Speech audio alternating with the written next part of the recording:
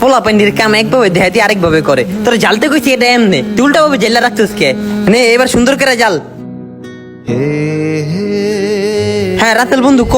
তুই এত কাম করস, এত কাম করে হইব কি? মানুষ কাম করে যা করে আমার ওটাই হইব। ওই বেটা একটা মানুষ একদিন চলার লিগে 300 টাকা হইলেই এনাফ। আর তুই বেটা রাত নাই, দিন নাই, সকাল নাই, দুপুর নাই, খালি কামই করস।